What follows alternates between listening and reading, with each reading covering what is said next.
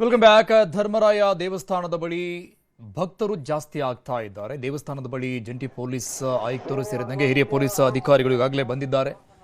ಆಗಿರುವಂತಹ ಎಲ್ಲ ಕ್ರಮಗಳನ್ನು ಪರಿಶೀಲನೆ ಮಾಡ್ತಾ ಇದ್ದಾರೆ. 800 ವರ್ಷಗಳ ಪುರಾತನ ಕರಗ ಮಹೋತ್ಸವ, ಅದಕ್ಕಿರುವಂತಹ ಐತಿಹಾಸಿಕತೆ, ವಹಿನಿಕುಲ ಕ್ಷತ್ರಿಯ ಸಮುದಾಯದ ಮಹಾ ಜಾತ್ರೆ ಇದು. 16ನೇ ಬಾರಿ ಕರಗವನ್ನ ಹೊರತಾ ಇರುವುದು ಎ ಜ್ಞಾನೇಂದ್ರ ಅವರು ಸತತವಾಗಿ. ಈ ಬಾರಿ ಕರಗದಲ್ಲಿ 10 ರಿಂದ 15 ಲಕ್ಷ ಜನ ಭಾಗಿಯಾಗ್ತಾರೆ ಅನ್ನುವಂತಹ ಅಂದಾಜಿದೆ, ನಿರೀಕ್ಷೆ ಇದೆ. ಇನ್ನು ಬೆಂಗಳೂರು ಕೇಂದ್ರ ಪಶ್ಚಿಮದಲ್ಲಿ 22 ಕಿಲೋಮೀಟರ್ ಮೆರವಣಿಗೆ ಸಾಗುತ್ತೆ. ಈಗ ಆರಂಭ ಆದರೆ 1 ಗಂಟೆ ಅಷ್ಟೊತ್ತಿಗೆ ಬೆಳಗಿನವರೆಗೂ ಧರ್ಮರಾಯ ಸ್ವಾಮಿ ದೇವಸ್ಥಾನಕ್ಕೆ ದ್ರೌಪದಮ್ಮನ ಒಂದು ಮೆರವಣಿಗೆ ಬಂದು ತಲುಪೋದಕ್ಕೆ ಕುಂಬಾರಪೇಟೆ, ರಾಜ ಮಾರ್ಕೆಟ್, KR ಮಾರ್ಕೆಟ್, ಸೊ ಇಲ್ಲೆಲ್ಲ ಮೆರವಣಿಗೆ ಸಾಗುತ್ತೆ. ಕೋಟೆ ಆಂಜನೇಯ ಸ್ವಾಮಿ ದೇಗುಲ, ಕಾಟನ್ ಪೇಟೆ ಎಲ್ಲ ಪ್ರಮುಖ ರಸ್ತೆಗಳಲ್ಲಿ ಸಾಗುತ್ತೆ. ಇನ್ನು ವಿಶೇಷತೆ ಮಸ್ತಾನ್ ದರ್ಗಾ ಬಳಿ ಅಲ್ಲಿ ನಿಲ್ಲುತ್ತೆ ಮೆರವಣಿಗೆ.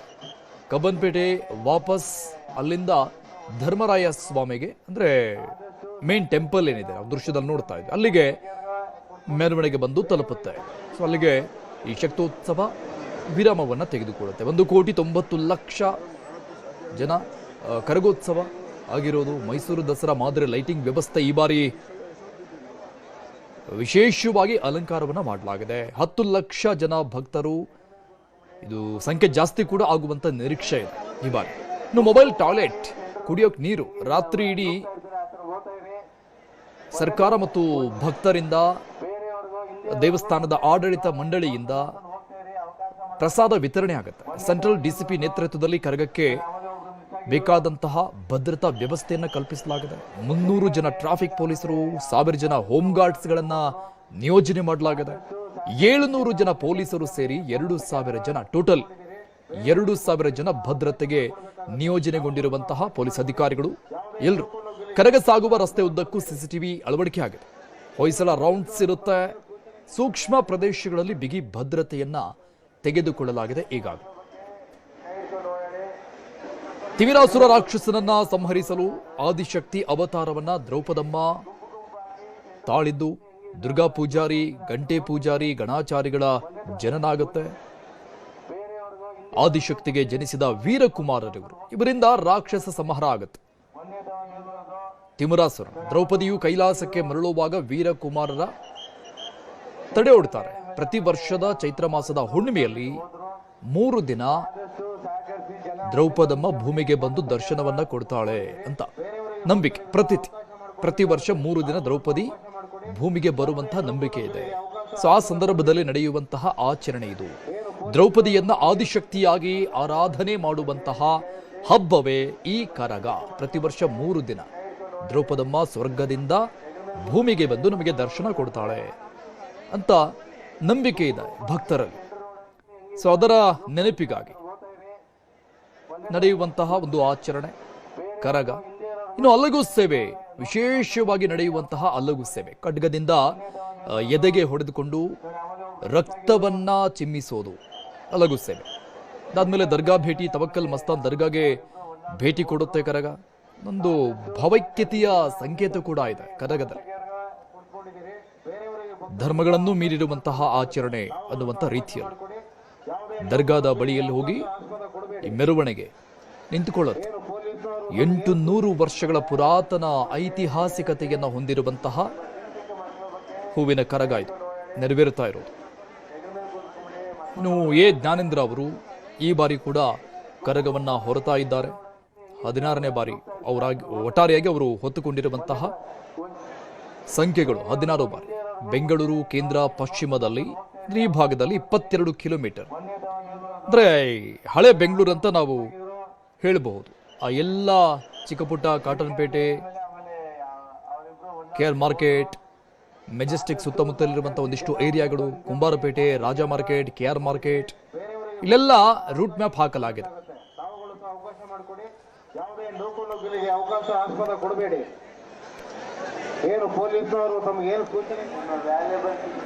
ಈ ಬಗ್ಗೆ ಮಾತನಾಡೋದಕ್ಕೆ ದೇವಸ್ಥಾನ ಆಡಳಿತ ಮಂಡಳಿಯ ಅಧ್ಯಕ್ಷರು ಚಳ್ಳಕೆರೆ ನಾರಾಯಣಸ್ವಾಮಿ ಅವರು ಸಂಪರ್ಕದಲ್ಲಿದ್ದಾರೆ. ಸರ್ ನಮಸ್ಕಾರ. ನಮಸ್ಕಾರ. ಸರ್ ನಮಸ್ತೆ. ಈ ಬಾರಿಯ ಕರಗ ಕೂಡ ವಿಶಿಷ್ಟತೆಯಿಂದ ಕೂಡಿರುವಂಥದ್ದು ಸರ್. ಅದರ ವಿಶೇಷತೆಗಳನ್ನ ನಾವು ನೋಡ್ತಾ ಇದ್ದೀವಿ. ನೀವು ನೋಡ್ದಂಗೆ ಈ ಬಾರಿ ಕರಗ ಹೇಗಿರುತ್ತೆ ಸರ್? ಈ ಬಾರಿ ಕರಬ ವಿಜೃಂಭಣೆಯಿಂದ ಇದೆ. ಓಕೆ.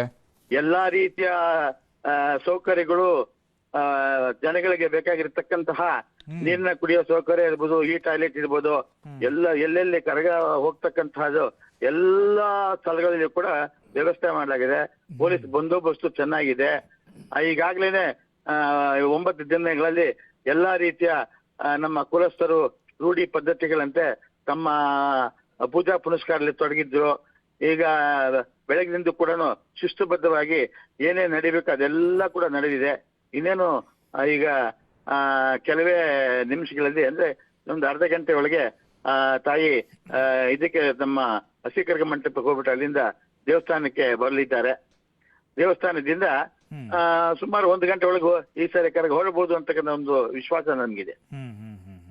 ಅಂದ್ರೆ ಪ್ರತಿ ವರ್ಷ ಅದೇ ಟೈಮ್ಗೆ ಆಗುತ್ತಲ್ವ ಸರ್? ಅದು ಹೆಚ್ಚು ಕಡಿಮೆ ಪ್ರತಿ ವರ್ಷ ಆಗತ್ತೆ. ಆದ್ರೆ ಪ್ರತಿ ವರ್ಷದಂತೆ ಸ್ವಲ್ಪ ನಿಧಾನ ಲೇಟ್ ಮತ್ತೊಂದು ಇಗ್ತಾ ಇತ್ತು. ಆದ್ರೆ ಈ ಸರ್ತಿ ಎಲ್ಲಾ ಶಾಸ್ತ್ರ ಪದ್ಧತಿಗಳು ಅತಿ ಶೀಘ್ರವಾಗಿ ಶಿಸ್ತುಬದ್ಧವಾಗಿ ಆಗಿದೆಯಲ್ಲ, ಆ ಕಾರಣದಿಂದ ಅತಿ ಶೀಘ್ರವಾಗಿ ಬರಬಹುದು ಅಂತಕ್ಕಂಥ ಒಂದು ಪೂರ್ಣ ವಿಶ್ವಾಸ ನಮ್ಗಿದೆ. Okay okay. ಈಗ ಆರಂಭ ಆಗೋದು ಎಷ್ಟು ಗಂಟೆಗೆ ಸರ್ ನಿಮ್ ಪ್ರಕಾರವಾಗಿ? ಈಗಾಗಲೇ ಆರಂಭಗೊಂಡಿದೆಯಲ್ಲ ಪ್ರತಿಯೊಂದು ಶಾಸ್ತ್ರ ವಿಧಿ ವಿಧಾನಗಳು ಅಲ್ಲ ಇನ್ನೇನು ಮೆರವಣಿಗೆ ಇನ್ನೇನು ಈಗ ಹಸಿಕರ್ಗ ಮಂಟಪಕ್ಕೆ ಹೋಗ್ಬಿಟ್ಟು ಅಲ್ಲಿಂದ ಬರೋದು ಇಲ್ಲಿದೆ. ನಾವು ನೋಡ್ದಂಗೆ ಬೆಳಗಿನ ಜಾವ ಒಂದು 6 ಗಂಟೆಗೆ ಮುಗಿಬಹುದು ಅಂತ ಅನ್ಕೊಳ್ಬೋದಾ ಸರ್? ವಾಪಸ್ ಅನ್ಕೋಬಹುದು. ಈ ಸಾರಿ ಅನ್ಬೋದು. ಈ ಸಾರಿ ರೂಢಿ ಪದ್ಧತಿ ಅಂತೆ 6 ಗಂಟೆ ಮುಗಿಬಹುದು ಅಂತಕ್ಕಂಥದ್ದು ನಮ್ಗೆ ಕಾಣ್ತಾ ಇದೆ. Okay okay. ಎಲ್ಲಾ ರೀತಿಯ ಭರವಸೆ ಸಿಗ್ತಾ ಇದೆ ನಮ್ಗೆ. ಎಲ್ಲಿಯೂ ನಿಧಾನ ಆಗಿಲ್ಲ. ಓಕೆ. ಈ ಸಾರಿ ಆ ತಾಯಿ ಶ್ರದ್ಧೆಯಿಂದ ಭಕ್ತಿಯಿಂದ ಏನ್ ನಮ್ಮ ಗೌಪ್ಯತೆಯ ಒಂದು ಇದೆ ಎಲ್ಲವೂ ಕೂಡ ಅದೇ ಅಷ್ಟು ಚೆನ್ನಾಗಿ ನಡೆದಿದೆ. ಹೀಗಾಗಿ ತಾಯಿ ಇಚ್ಛೆ ಬಹಳ ಚೆನ್ನಾಗಿದೆ ಈ ಸರ್ತಿ. ಇನ್ನೊಂದು ವಿಷಯ ನಾ ಕೇಳ್ಬೇಕು ಸರ್ ನಿಮಗೆ. ಈ ಬಾರಿ ಲೈಟಿಂಗ್ ಕಾನ್ಸೆಪ್ಟ್ ಹೆಂಗ್ ಬಂತು ಸರ್ ಇದು? ಈ ಸಾರಿ ಶ್ರದ್ಧೆ ನೋಡಿ, ನಮ್ಮ ಸಚಿವರು ರಾಮನಗರ ಬಹಳ ಶ್ರದ್ಧೆ ವಹಿಸಿ ಸಂಕಲ್ಪ ಮಾಡಿ ಮೈಸೂರು ದಸರಾಗಿಂತ ಜೋರಾಗಿ ಬೆಂಗಳೂರು ನಾಡು ಹಬ್ಬ ಮಾಡಬೇಕು ಅನ್ನೋ ರೀತಿಯಲ್ಲಿ ಬಹಳ ಆಸಕ್ತಿ ವಹಿಸಿದ್ದಾರೆ. ಅವರ ಶ್ರದ್ಧೆನೆ ಒಂದು ಸಿದ್ಧಿ ಆಗುತ್ತೆ. ಶ್ರದ್ಧಾವಾನ್ ಸಿದ್ಧಿ ಅಂತೀವಿ ನೋಡಿ. ಯಾರ ಶ್ರದ್ಧೆಯಿಂದ ಅದನ್ನ ಆಸಕ್ತಿ ವಹಿಸಿ ಪ್ರಯತ್ನಿಸ್ತಾರೆ ಅಲ್ಲಿ ಸಿದ್ಧಿ ಖಂಡಿತವಾಗ್ಲೂ ಸಿಗ್ತಕ್ಕಂಥದ್ದು ನಮ್ಗೆ ಅನಿಸ್ತಾ ಇದೆ. ಅಷ್ಟು ಚೆನ್ನಾಗಿದೆ. ಎಲ್ಲಾ ಕಡೆಯ ಅಧಿಕಾರಿಗಳನ್ನ ಒಳಗೊಂಡಿದ್ದಾರೆ. ಬಹಳಷ್ಟು ಸಭೆಗಳು ಮಾಡಿದ್ದಾರೆ. ಈಗ ಪೊಲೀಸ್ ಇಲಾಖೆ ಇರ್ಬೋದು, ಬಿಬಿಎಂಪಿ ಇಲಾಖೆ ಇರ್ಬೋದು, ಮುಜಾ ಇಲಾಖೆ ಇರ್ಬೋದು, ಎಲ್ಲಾ ಇಲಾಖೆಗಳ ಅಧಿಕಾರಿಗಳು ಕೂಡ ಬಹಳ ಶ್ರದ್ಧೆಯಿಂದ ಒಂದು ರೀತಿಯಲ್ಲಿ ಶಿಸ್ತುಬದ್ಧವಾಗಿ ಎಲ್ಲರೂ ಕೂಡ ನಡ್ಕೊಂಡಿದ್ದಾರೆ. ಆ ಶಿಸ್ತು ಮತ್ತು ವ್ಯವಸ್ಥೆ ಏನಿದೆ ಅದು ಈ ಸರ್ತಿ ಸಿದ್ಧಿಸುತ್ತೆ ಒಳ್ಳೆ ರೀತಿಯಲ್ಲಿ. ನಾವು ನೋಡಿದ್ವಿ ಸರ್ ಸುತ್ತಮುತ್ತ ಏರಿಯಾಗಳಲ್ಲಿ ಬೀದಿಯಲ್ಲಿ ಒಳ್ಳೆ ದೀಪಾಲಂಕಾರ ನೋಡಿ ಎಷ್ಟು ಚೆನ್ನಾಗಿದೆ. ದೀಪಾಲಂಕಾರ 30 ವರ್ಷ ಇಷ್ಟು ವರ್ಷಗಳಲ್ಲಿ ಕರಗ ಬರೀ ನಮ್ಮ ದೇವಸ್ಥಾನ ಮತ್ತು ಸುತ್ತಮುತ್ತಲ ದೀಪಾಲಂಕಾರ ನೋಡ್ತಾ ಇದ್ರಿ. ಆದ್ರೆ ಈಗ ಕರಗ ಹೋಗ್ತಕ್ಕಂಥ ಎಲ್ಲಾ ಗಲ್ಲಿಗಳಲ್ಲಿ ಕೂಡ ದೀಪಾಲಂಕಾರ. ಎಲ್ಲಾ ರಸ್ತೆಗಳು ಕೂಡ ನೀವು ಕೆಂಪೇಗೌಡ ರಸ್ತೆ ಇರ್ಬೋದು, SJP ರಸ್ತೆ ಇರ್ಬೋದು, NR ರಸ್ತೆ ಇರ್ಬೋದು, ನೀವು ಕಾರ್ಪೊರೇಷನ್ ಸುತ್ತಮುತ್ತ ಇರ್ಬೋದು, ಎಲ್ಲಾ ಕಡೆಯೂ ಕೂಡ ವಿದ್ಯುತ್ ಅಲಂಕಾರ ಬಹಳ ಚೆನ್ನಾಗಿ ಕಾಣ್ತಾ ಇದೆ. ಹೌದು. ಇದು ಹೇಗೆ ಸರ್? ಎಲ್ಲ ಬಹಳ ಚೆನ್ನಾಗಿದೆ. ಇಲ್ಲಿಂದ ಪ್ರತಿ ವರ್ಷ ಮುಂದುವರಿಯುತ್ತೆ ಸರ್ ಇದು ಲೈಟಿಂಗ್ಸ್ ಎಲ್ಲ ಹೇಗೆ? ಈ ಸಾರಿ ಲೈಟಿಂಗ್ಸ್ ನಮ್ಮ BBMPಗೆ ಕೊಟ್ಬಿಟ್ಟಿದ್ದಾರೆ. ಓಕೆ.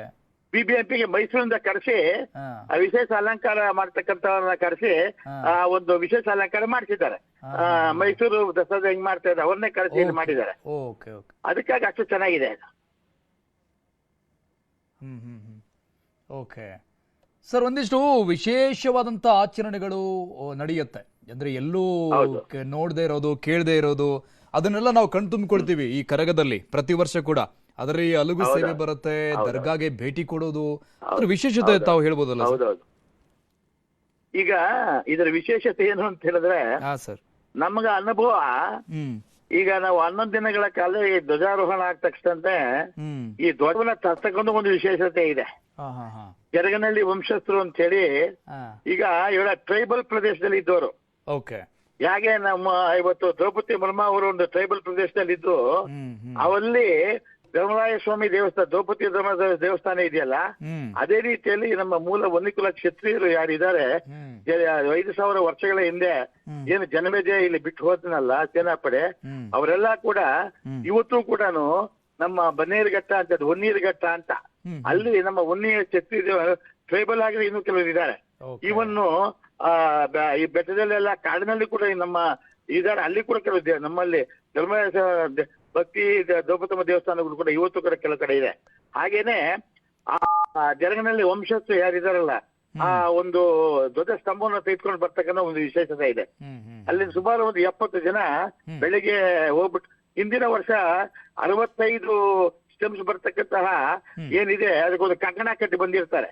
ಅದೇ ರೀತಿಯಾಗಿ ಈ ಸರ್ತಿ ಅವರು ಬೆಳಿಗ್ಗೆ 4 ಗಂಟೆಗೆ ಹೋಗ್ಬಿಟ್ಟು 24ನೇ ತಾರೀಕು ಹೋಗಿ 10 ಜನ ಪೂಜೆ ಮಾಡಿ ಶಾಶ್ವತವಾಗಿ ಉಪವಾಸ ಇದ್ದು ಅವರು ಆ ಧ್ವಜ ಸ್ತಂಭವನ್ನ ಸುಮಾರು 16 ಕಿಲೋಮೀಟರ್ಗಳ ದೂರ ಹೊತ್ಕೊಂಡ್ ಬರ್ತಾರೆ.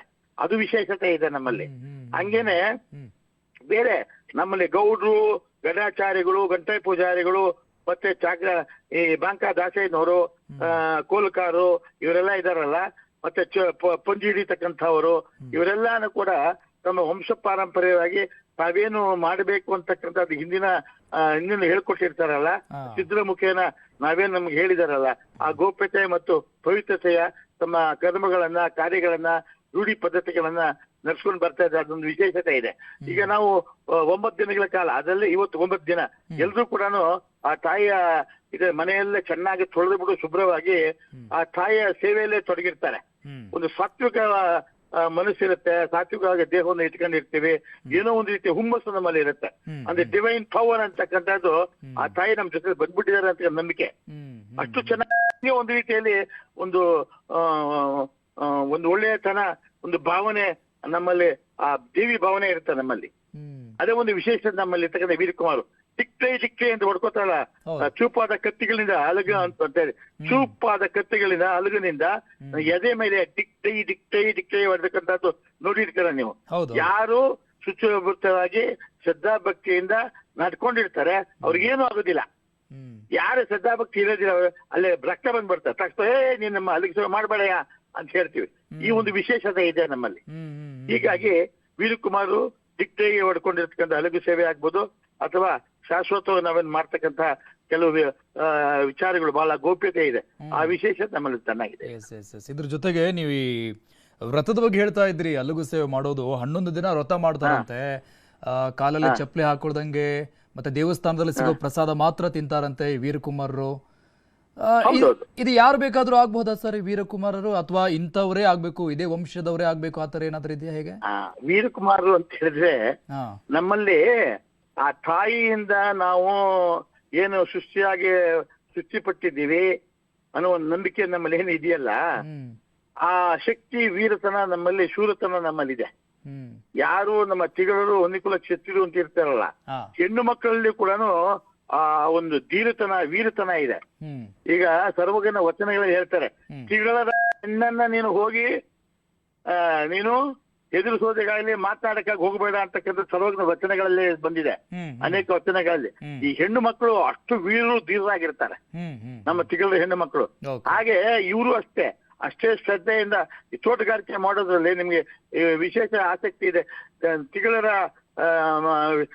ಒಂದು ಯಾರು ತೋಟಗಾರಿಕೆ ಮಾಡಿರ್ತಾರ ಆ ಒಂದು ಸಂಪದ್ವೃದ್ಧಿ ಆಗಿರ್ತಕ್ಕಂಥ ತರಕಾರಿ ಸಿಗುತ್ತೆ, ಹಣ್ಣು ಸಿಗುತ್ತೆ, ಹೂ ಸಿಗುತ್ತೆ ಅಂತಕ್ಕಂಥ ನಂಬಿಕೆ ಇವತ್ತು ಕೂಡ ಇದೆ. ಅಂತಹ ವಿಶೇಷತೆ ನಮ್ಮ ತಿಗಳರಲ್ಲಿ ಇದೆ. ಹೀಗಾಗಿ ಈಗ ದ್ರೌಪದಿ ಆ ತಾಯಿ ಅಗ್ನಿಯಿಂದ ಹುಟ್ಟತಕ್ಕಂಥವಳು, ಅದರಲ್ಲಿ 5 ವಿಶೇಷ ಗುಣಗಳನ್ನ ಹೊಂದಿರತಕ್ಕಂತ ತಾಯಿ ಯಾರು. ಅದೇ ರೀತಿಯಾಗಿ 5 ವಿಶೇಷ ಗುಣಗಳನ್ನ ಹೊಂದಿರತಕ್ಕಂತ ಪಂಚ ಪಾಂಡವರು ಅನ್ನ ತಾಯಿ ಅಲ್ಲಿ ಸೃಷ್ಟಿಯಾಗಿರುತ್ತೆ. ಇಲ್ಲಿ ಪಂಚ ವಿಶೇಷ ಗುಣಗಳು ಅಂತ ಹೇಳಿದ್ರೆ, ಮೊದಲನೇದು ಧರ್ಮ ಅಂತಕ್ಕಂಥದ್ದು, ಆಮೇಲೆ ಬಲ ಅಂತಕ್ಕಂಥದ್ದು, ಆಮೇಲೆ ವಿದ್ಯೆ, ಈ ಗುರಿ ಅಂತಕ್ಕಂಥದ್ದು, ಆಮೇಲೆ ಸೌಂದರ್ಯ ಮತ್ತು ಬುದ್ಧಿವಂತಿಕೆ ಅಂತಕ್ಕಂಥ 5 ಗುಣಗಳು ಉಳ್ಳ ಪಂಚ ಪಾಂಡವರನ್ನ ತಾಯಿ ಜೊತೆ ಪಂಚ ಕನ್ಯರು ಕೂಡ ದ್ರೌಪದಮ್ಮ ತಾಯಿಯಲ್ಲಿ ಇರ್ತಾರೆ. ಇದು ವಿಶೇಷತೆ ದ್ರೌಪದಮ್ಮನ ತಾಯಿಯಲ್ಲಿ ಇರ್ತಕ್ಕಂಥದ್ದು. ಇಲ್ಲಿ ಸೃಷ್ಟಿ ಅಂತ ಈ ಶ್ರೀಕೃಷ್ಣ ಪರಮಾತ್ಮ ತಾನು ಕಿಂಗ್ ಮೇಕರ್ ಆಗಿರ್ತಾನೆ ಅಷ್ಟೇ, ಕಿಂಗ್ ಆಗಿರೋದಿಲ್ಲ. ಇವು ಇಷ್ಟು ಜನ ಆ ತಾಯಿ ಮತ್ತು ವಿಶೇಷ ಗುಣಗಳಿರ್ತಕ್ಕಂತಹ ಪಂಚ ಪಾಂಡವರು ಮತ್ತೆ ಈ ಪಂಚಭೂತಗಳ ಅಂಶಗಳಾಗ್ತದೆ. ಇವರಿಂದ ಅಧರ್ಮವನ್ನ ಹೋಗಲಾಡಿಸಿ ಧರ್ಮ ಉದ್ಧಾರಕ್ಕಾಗಿ ಮಹಾಭಾರತ ಇರ್ತದೆ. ಹಾಗಾಗಿ ಈ ತಾಯಿ ದ್ರೌಪದಿ ತಾಯಿ ಇಲ್ಲಿ ಆದಿಶಕ್ತಿ ಸ್ವರೂಪಿಣಿಯಾಗಿ ನಮ್ಗೆ ಕರಗ ಮಹಾಶಕ್ತಿ ಅಂದ್ರೆ 3 ಜನ ಏನ್ ತ್ರಿಮೂರ್ತಿಗಳ ಅಂಶ, ತ್ರಿಮೂರ್ತಿಗಳ ಶಕ್ತಿ, ಹಾಗೆ ಮಾತೃಗಣಗಳ ಶಕ್ತಿ, ವಿಶೇಷ ಶಕ್ತಿಯನ್ನು ಹೊಂದಿರತಕ್ಕಂಥ ಆದಿಶಕ್ತಿ ಸ್ವರೂಪಿಣಿಯಾಗಿ ಕರಗ ಅನ್ನೋ ಒಂದು ಇದರಲ್ಲಿ ದರ್ಶನವನ್ನ ಕೊಡ್ತಕ್ಕಂಥದ್ದು ಆ ಮಹಾತಾಯಿ. ಇನ್ನೊಂದು ವಿಚಾರ ಸರ್, ಈ ಕರಗದ ಸೆಂಟರ್ ಅಟ್ರಾಕ್ಷನ್ ಅಂದ್ರೇನೆ ಕರಗ ಹೊರತಾ ಇರುವಂತಹ ಮಹಾನ್ ವ್ಯಕ್ತಿ ಎ ಜ್ಞಾನೇಂದ್ರ ಅವರು 16ನೇ ಬಾರಿ ಅವ್ರು ಹೊರತಾ ಇದ್ದಾರೆ ಈ ಬಾರಿ. ಅವರ ವ್ರತಗಳು ಹೇಗಿರುತ್ತೆ ಸರ್? ಎಸ್ಪೆಷಲಿ ಅವರದ್ದು ವಿಶೇಷವಾಗಿ ಹೇಗಿರುತ್ತೆ? ಅವರ ವಿಶೇಷವಾಗಿ ನಾವು ಯಾರೇ ಆಗಲಿ ಬಹಳ ತನ್ನ ದೇಹವನ್ನ ಪುಷ್ಟಿ ಇಟ್ಕೊಂಡಿರ್ಬೇಕು. 6 ತಿಂಗಳ ಮುಂಚಿತವಾಗಿನೇ ಆತ ಬ್ರಹ್ಮಚಾರಿಯಾಗಿರ್ಬೇಕು. ಆ ದೇವಸ್ಥಾನದಲ್ಲಿ ಪೂಜೆ ಪುನಸ್ಕಾರಗಳಲ್ಲಿ ಹೊಂದಿರ್ಬೇಕು ಅನ್ನುವುದು ರೂಢಿ ಇರುತ್ತೆ. ಮತ್ತೆ ತನ್ನ ಗೋಪ್ಯತೆಯನ್ನ ಪೂಜೆ ಪುನಸ್ಕಾರಗಳಲ್ಲಿ ಇಟ್ಕೊಂಡು ನಡ್ಸ್ಕೊಂಡು ಅದು ಆತನ ಅದಿದೆ. ಆ ಗುಣ ಇರೋದ್ರಿಂದ ಸದ್ಗುಣ ಸಂಪನ್ನ ಆದಂತ ವಿಶೇಷ ಗುಣಗಳು, ದೈವಿ ಗುಣಗಳು ಆತನಲ್ಲಿ ಇರೋದ್ರಿಂದ 16 ಬಾರಿ ಆತ ಕರಗ ಹೊರ್ತಾ ಇದ್ದಾನೆ. ಅವ್ರಿಗೊಂದು ಏಜ್ ಲಿಮಿಟ್ ಅಂತ ಇರುತ್ತೆ ಸರ್? ಹೇಗೆ ಅವ್ರಿಗೆ ರಿಟೈರ್ಡ್ ಅನ್ನೋದು, ಇವಾಗ್ಲೇ ನೀವು ಹೊರಬಾರ್ದು ಅನ್ನೋಕೆ ಏನಾದ್ರು ಒಂದು? ಅದು ಸತ್ಯ. ನಮ್ಮಲ್ಲಿ ಸರದಿ ಅರ್ಚಕರು ಅನ್ನುವ ಹಾಗೆ ಸರದಿ ಅರ್ಚಕರು ಅಂದ್ರೆ ಈ ಸಾರಿ ಹೊತ್ತವರು ಇನ್ನೊಂದ್ ಸಾರಿ ಇರ್ಬೇಕು ಅಂತಲೇ ಇತ್ತು.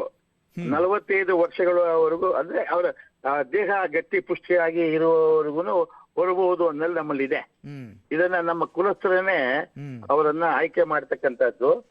ಆದ್ರೆ ಈ ಸಾರಿ ಏನಾಗಿದೆ ಅಂದ್ರೆ ಈತನಿಗೆ ಆ ತಾಯಿ ಒಲಿಮೆ ಇದೆ, ಆದ್ರಿಂದ 16 ಬಾರಿ ಹೊರತಾ ಇದೆ. ಹೌದೌದು. ಹೌದೌದು. ಅಲ್ಲ ಈಗ ಅಂದ್ರೆ ನಿಮ್ ಪ್ರಕಾರ ಮನುಷ್ಯನಲ್ಲಿ ಶಕ್ತಿ ಎಷ್ಟಿರುತ್ತೆ ಅಲ್ಲಿವರೆಗೂ ಹೊರಬಹುದು? ಮನುಷ್ಯನ ಶಕ್ತಿ, ಶ್ರದ್ಧೆ, ಭಕ್ತಿ ಎಲ್ಲಿವರೆಗೂ ಇರುತ್ತೆ ಆ ತಾಯಿ ಅವ್ರಿಗೆ ಒಲಿತಾರೆ. ಶ್ರದ್ಧೆ ಭಕ್ತಿಯನ್ನು ಬಿಟ್ಬಿಟ್ರೆ ಒಲಿಯೋದೇ ಇಲ್ಲ. ಹೌದೌದು, ನಿಜ ಸರ್, ನಿಜ. ಅಷ್ಟು ದೂರ ಹೊರೋದಕ್ಕೆ ಸಾಧ್ಯತೆನೇ ಇಲ್ಲ. ಅಶ್ರದ್ಧೆ ಇದ್ರೆ ಯಾರು ಕೂಡ ಕರಗವನ್ನ ದೂರ ಸಂಪೂರ್ತಿ ಹೊರೋದಕ್ಕೆ ಸಾಧ್ಯತೆನೇ ಇಲ್ಲ. ಗೊತ್ತಾಗ್ಬಿಡುತ್ತೆ ಶಕ್ತಿ ಒಂದೇ ಅಲ್ಲ, ಭಕ್ತಿನೂ ಬೇಕು ಅಂತ. ಹೌದೌದು. ಈಗ ಇವರಿಗೆ ಉತ್ತರಾಧಿಕಾರಿ ಅಂತ ಈಗಾಗಲೇ ಆಯ್ಕೆ ಮಾಡಿರ್ತೀರಾ ನೀವು? ಈಗ ಮಾಡಿದೆ ಆಗ್ಲೇ ಈಗ ಉತ್ತರಾಧಿಕಾರಿಗಳನ್ನ ಈ ಸಾರಿ ಮಾಡಿದೀವಿ. ಸ್ವಲ್ಪ ರಿಪೇರ್ ಆಗಿತ್ತು. ಸರ್ಕಾರದವರು ನಮ್ಮ ಟೆಂಪಲ್ ಕಮ್ಮಿ ಮಾಡಬಾರ್ದಿತ್ತು. ಈ ಸಾರಿ ನಮ್ಮ ಕುಲಸ್ಥರೆಲ್ಲ ಒಂದಾಗಿದ್ದೀವಿ. ಯಾವುದೇ ಸರ್ಕಾರ, ನಮ್ದೇ ವಿಶೇಷವಾದ ದೇವಸ್ಥಾನ. ನಮ್ಮ ಈ ಸಾರಿ ಎಲ್ಲಾನು ಕೂಡ ಕುಲಸ್ಥರ ಒಟ್ಟಾಗಿದ್ದಾರೆ. ಇನ್ನು ಮುಂದೆ ನಮ್ಮಲ್ಲಿ ಸರ್ಕಾರ ನಮ್ಮ ಕೈ ಹಾಕಂಗಿಲ್ಲ ಅರ್ಚಕರ ವಿಚಾರದಲ್ಲಿ. ಯಾರು ಕುಲಸ್ಥರಿದ್ದಾರೆ ಕುಲಸ್ಥರಿಂದಾನೇ ಆಯ್ಕೆ ಆಗ್ಬೇಕು. ಮತ್ತೆ ಯಾವುದೇ ವಿಚಾರಗಳು ನಮ್ಮ ಇದರಲ್ಲಿ ಕೈ ಹಾಕಬಾರ್ದು. ಅವರು ಪೂಜಾ ಪದ್ಧತಿಗಳು ನಾವೇ, ಹೂವು ನಾವೇ, ಎಲ್ಲವೂ ನಮ್ದೇ ಇದ್ದಿದ್ದು. ಅದು ಸ್ವಲ್ಪ ಏರ್ಪೇರಾಗಿದೆ ಬರೋ ವರ್ಷದಿಂದ. ಈಗಾಗಲೇ ನಾನು ಕೊಟ್ಟಿದ್ದೀನಿ ನಮ್ಮ ರೂಢಿ ಪದ್ಧತಿಗಳು ಏನಿದೆ. ಇವನ್ನು ಈ ಹೂವಿನ ಹರಾಜಾಗ್ತಕ್ಕಂಥದ್ದಾಗ್ಲಿ, ಅದು ನಮ್ಮ ಎಲ್ಲ ಗೌಡು ಗಣಾಚಾರ್ಯಗಳು ಕುಲಸ್ಥರ ಸಮ್ಮುಖದಲ್ಲೇ ಮಾಡ್ಬೇಕನ್ನ. ಕುಲಸ್ಥರು ಬಿಟ್ಟು ಅಧಿಕಾರ ಮಾಡೋದಕ್ಕೆ ಅವಕಾಶ ಇಲ್ಲ ನಮ್ಮಲ್ಲಿ. ಈ ಸಲ ಸ್ವಲ್ಪ ಏರ್ಪೇರಾಗಿದೆ, ಬರೋ ವರ್ಷದಿಂದ ಸರಿ ಹೋಗ್ಬಿಡುತ್ತೆ. ಅಲ್ಲ, ಈ ಹಿಂದೆ ಕೂಡ ಸರ್ಕಾರ ಬೇಡಿಕೆ ಈಗ ಟ್ರಾನ್ಸ್ಪರೆಂಟ್ ಆಗಿ ನಡೆದಿದೆ. ಈ ಟೆಂಡರ್ ಕರೆದ್ರು, ಆಮೇಲೆ 3 ಇದು ಮಾಡಿದೀವಿ. ಅಧಿಕಾರಿಗಳು ಚೆಕ್ ಮಾಡ್ತಾ ಇದ್ದಾರೆ. ಏನು ಹೂವಿನ ಸ್ಟಾಕ್ ಬರುತ್ತೆ ಆ ಸ್ಟಾಕ್ ಬುಕ್ ಬರೀತಾ ಇದ್ದಾರೆ. ಅಲ್ಲಿಂದ ಯಾವ ರೀತಿ ಹೂಗಳಂತ ಫೋಟೋ ತೆಗೆದುಕೊಳ್ತಾ ಇದ್ದಾರೆ. ಒಂದು 5 ಜನ ಸಹಿ ಮಾಡ್ತಾರೆ. ಬಹಳ ಟ್ರಾನ್ಸ್ಪರೆಂಟ್ ಆಗಿ ಹೂವಿಂದಾಗಲಿ ಅಥವಾ ಈ ಪೂಜಾ ಪದಾರ್ಥಗಳು ಕೊಡೋ ವಿಚಾರ ಆಗಲಿ ಎಲ್ಲವಲ್ಲೂ ಕೂಡ ಕರ್ಪೂರ, ಎಷ್ಟು ಕರ್ಪೂರ ಕೊಡ್ತಾರೆ, ಎಷ್ಟು ಸಾಂಬ್ರಾಣಿ ಕೊಡ್ತಾರೆ, ಸಾಮಾನ್ಯ ಗಡ್ಡಿ ಕೊಡ್ತಾರೆ ಅನ್ನೋದೆಲ್ಲವನ್ನೂ ಕೂಡ ಲೆಕ್ಕಗನ್ನ ಅಧಿಕಾರಿ ಬಹಳ ಚೆನ್ನಾಗಿ, ಮತ್ತು ನಮ್ಮ ವ್ಯವಸ್ಥಾಪನಾ ಸಮಿತಿಯವರು ಕೂಡ ನಾನು ಅಧ್ಯಕ್ಷನಾಗಿ ಸಿಹಿ ಮಾಡಿ ಬಹಳ ಚೆನ್ನಾಗಿ ನಡೀತಾ ಇದೆ. ಓಕೆ. ಅಲ್ಲ, ಈ ಹಿಂದೆ ಕೂಡ ಸರ್ಕಾರ ಮುಂದೆ ಬೇಡಿಕೆ ಇಟ್ಟಿದ್ರಿ ಸರ್ ತಾವೆಲ್ಲರೂ, ಅಂದ್ರೆ ಹೆಚ್ಚಿನ ಅನುದಾನ ಇರ್ಲಿ, ವಿಜೃಂಭಣೆಯಿಂದ ಕರಗ ಮಾಡೋಣ ನಾವು ಅಂತ. ಅದಕ್ಕೆಲ್ಲ ಎಲ್ಲ ರೀತಿಯ ಸ್ಪಂದನೆ ಸಿಗ್ತಾ ಇದೆ ಸರ್ಕಾರದಿಂದ? ಅಲ್ಲ, ಸರ್ಕಾರದಿಂದ ನಾವೇನು ಸರ್ಕಾರ ದುಡ್ಡು ಕೊಡಿ ನಾವೇನು ಕೇಳ್ತಾ ಇಲ್ಲ. ಈಗ ನಮ್ಮದೇ ಆದಂತ ನಮ್ಮ ದೇವಸ್ಥಾನದ ಆಸ್ತಿ, ಕಾರ್ಪೊರೇಷನ್, ಯೂನಿಟಿ ಬಿಲ್ಡಿಂಗ್ ಎಲ್ಲವೂ ಕೂಡ ನಮ್ಮದೇ ಆಸ್ತಿ ಆಗಿದ್ದು. ಅದ ನಮ್ಮ PR ರಮೇಶು, ಗುಣಶೇಖರು, ನಮ್ಮ ಕುಲಸ್ಥ ಹಿರಿಯರಿದಾರಲ್ಲ ಅವ್ರೆಲ್ಲ ಅಲ್ಲಿ ಕೌನ್ಸಿಲರ್, ಕಾರ್ಪೊರೇಟರ್, ಮೇಯರ್ ಆಗಿದ್ರು. ಮತ್ತೆ EH ಬಸವರಾಜು ಇವರೆಲ್ಲ ಕೂಡ ಎಲ್ಲ ಒಂದು ರಾಮಕೃಷ್ಣಪ್ಪ ಎಲ್ಲರೂ ಇದ್ದಿದ್ರಿಂದ ನಮ್ಮ ಇಷ್ಟೆಲ್ಲ ಆಸ್ತಿ ತಗೊಂಡಿದ್ದೀರಿ ಎಲ್ಲ ಮಾಡ್ಕೊಂಡಿದ್ದೀರಿ, ನೀವು ಅನುದಾನ ಕೊಡ್ಬೇಡ್ರನ್ರಿ ಅಂತ ಕೇಳಿದಾಗ ಇವರಿಂದ ಅನುದಾನ ಅಂತಕ್ಕಂಥ ನಮ್ ದೇವಸ್ಥಾನ ಕೊಡ್ತಾ ಇದೆ. ಇವಾಗ ಅನುದಾನ ಕೊಡದೇ ಇದ್ರೆ ನಾವೇನೆ ಹಾಕೊಂಡು ಮಾಡ್ತಕ್ಕಂಥ ನಮ್ಗೆ ಶಕ್ತಿ ಇದೆ. ಆದ್ರೆ ಅವ್ರ ಅನುದಾನದಿಂದ ನಾವು ಇವತ್ತು ಈ ಒಂದು ಎಲ್ಲ ಖರ್ಚು ವೆಚ್ಚಗಳನ್ನ ಮಾಡ್ತಾ ಇದೀವಿ. ಎಲ್ಲ ತಮ್ಮ ತಮ್ಮ ನೇತೃತ್ವದಲ್ಲಿ ಎಲ್ಲ ರೀತಿಯಾಗಿ ಸುಗಮವಾಗಿ ನಡೀತಾ ಇದೆ ಅಲ್ಲ ಸರ್? ಖಂಡಿತವಾಗ್ಲೂ ನಡೀತಾ ಇದೆ. ಈ ವರ್ಷದ ಈ ಒಂದು ಏನು ಸಂವತ್ಸರ ಇದೆಯಲ್ಲ, ಈ ಸಂವತ್ಸರದಲ್ಲಿ ಯಾರ ಒಳ್ಳೆಯವರಿಗೆ ಒಳ್ಳೇದಾಗ್ತದೆ, ಕೆಟ್ಟವ್ರಿಗೆ ಕೆಟ್ಟದಾಗತ್ತೆ. ಯಾರ ಅಧಿಕಾರಿಗಳಾಗಿರೋದು, ಇಂದಿನ ಯಾರೇ ಆಗಿರೋದು, ಯಾರ್ಯಾರು ಭ್ರಷ್ಟರಾಗಿದೆ, ಎಲ್ಲರೂ ಕೂಡ ಆಚೆ ಬಂದ್ಬಿಡುತ್ತೆ ಕರ್ಗ ಆದ್ಮೇಲೆ, ನಿಮ್ಗೆ ಗೊತ್ತಾಗುತ್ತೆ. ಈ ಎಷ್ಟು ಜನ ಭಕ್ತರು ಬರ್ಬೋದಂತ ಅನ್ಸುತ್ತೆ ಈ ಬಾರಿ ಕರಗ ನೋಡ್ತಾರೆ ಅಂತ? ನಮ್ಮ ಅಂದಾಜು ಪ್ರಕಾರ 10 ಲಕ್ಷ ಅಂತ ಹೇಳ್ತಾ ಇದೀವಿ. ಈಗ ನಮ್ಮ ಏನು ಸಚಿವರು ರಾಮಲಿಂಗಾರೆಡ್ಡಿ ಅವರು ಹೇಳುದು, ಇರೋದು 2 ಕಡೆ ಜನ ಸೇರ್ತಕ್ಕ ಒಂದು ಕಳ್ಳೆಕಾಯಿ ಪರಿಷೆ, ಒಂದು ಕರಗ. ಹಿಂದಿನ ಈ ಕಳ್ಳೆಕಾಯಿ ಪರಿಷೆಯಲ್ಲಿ ಬರೀ 2 ದಿನ ಇಟ್ಟಿದ್ದೆ, ಬರೀ 3 ಲಕ್ಷ ಬಂದ್ರು. ನಾನು ಅದನ್ನ 5 ದಿನ ಮಾಡಿದೆ. ಚೆನ್ನಾಗಿ ನಿಮ್ಗೆಲ್ಲ ಪ್ರಚಾರ ಕೊಟ್ಬಿಟ್ಟು, ನಿಮ್ಮ ಟಿವಿಗಳು ನೀವೆಲ್ಲ ಪ್ರಚಾರ ಕೊಟ್ಟಿದ್ರಿಂದ 12 ಲಕ್ಷ ನಾವು ಸೇರ್ಬಿಟ್ಟಿದ್ರು ಅಂತ ಹೇಳಿದ್ದಾರೆ. ಹಾಗೆ ಬರೀ 15 ಲಕ್ಷ ಸೇರ್ತಾ ಇದ್ದಂತ ನಮ್ಮ ಕರಗ ಶಕ್ತ್ಯೋತ್ಸವಕ್ಕೆ ಈ ರೀತಿ ಕೊಟ್ಟಿದ್ರಿಂದ ಅದೇ ರೀತಿಯಾಗಿ 3ರಷ್ಟು ಆಗಬಹುದು ಅಂತಕ್ಕಂಥ ನಮಗೂ ಕೂಡ ಭರವಸೆ ಇದೆ. ಯಾಕಂದ್ರೆ ಫಾರಿನರ್ಸ್ ಕೂಡ ಫೋನ್ ಮಾಡಿದ್ರು, ಅವರು ಸಿದ್ಧ ಒಂದು 5-6 ಜನ ಬಂದಿದ್ದಾರೆ ಹೊರಗಡೆಯಿಂದ, ಫ್ರಮ್ ಅಮೆರಿಕಾ ಅಂಡ್ ಇಂಗ್ಲೆಂಡ್. ಅವರೆಲ್ಲ ಬಹಳ ಫಾರಿನ್ ಬಂದಿದ್ದಾರೆ, ಬರ್ತಾ ಇದ್ದಾರೆ. ಇವತ್ತು ನೀವು ನೋಡಿದ್ರಲ್ಲ, ದ್ರೌಪದಿ ಮುರ್ಮು ಅವರು ಇದ್ದಕ್ಕಿದ್ದಾಗೆ ನಮ್ಗೆ ಒಂದು ಆಹ್ವಾನ ಬಂತು ನಮ್ಮ ಚೀಫ್ ಸೆಕ್ರೆಟರಿ ಕಡೆಯಿಂದ. ಎಲ್ಲಿದ್ಯಪ್ಪ ಬಂದ್ಬಿಡಪ್ಪ ಜಲ್ದಿ ಅಂತ ಹೇಳಿ ಆಹ್ವಾನ ಬಂತು, ಹೋಗಿದ್ದೆ. ಅವರ ಒಂದು ವಿಶೇಷ ಕೂಡ ನಮ್ಗೆ ಸಿಕ್ತಿ ಇವತ್ತು. ದ್ರೌಪದಿ ಮುರ್ಮು ಅವರು ಕೂಡ ಒಂದ್ಸತಿ ಬರ್ತೀನಿ ಅಂತ ಕೂಡ ಆಶ್ವಾಸನೆ ಕೊಟ್ಟಿದ್ದಾರೆ. ಧನ್ಯವಾದಗಳು ಸರ್, ತುಂಬಾ ಮಾಹಿತಿ ಕೊಟ್ರಿ. Thank you so much news ಜೊತೆ ಮಾತನಾಡಿದಕ್ಕೆ.